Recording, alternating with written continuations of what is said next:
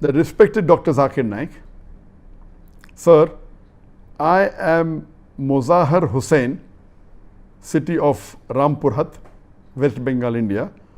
Do you have any trick for memorizing from different verses of the Quran or books of the same thing?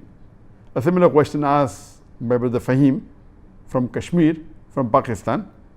Do you have a photographic memory? What is the reason behind your phenomenal memory?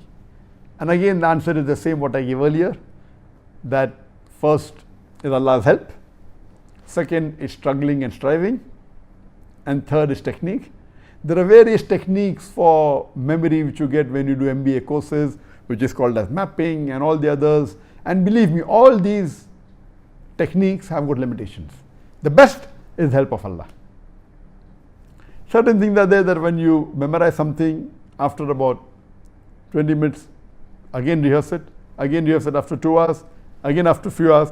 The more you rehearse it and revise it, the more chance it will be part of you.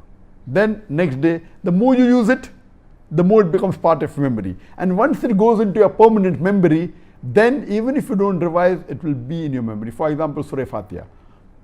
Almost all the Muslims know Surah Fatiha. Even you get up from your sleep and they ask you to recite, you can recite, because that has gone in the permanent memory.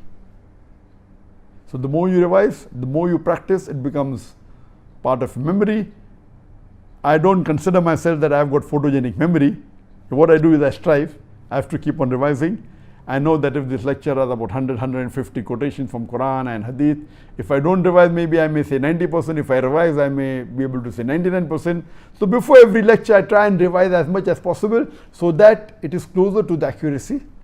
So more you strive, the more you struggle, the more you have faith in Allah subhanahu wa ta'ala, inshallah you'll be more successful.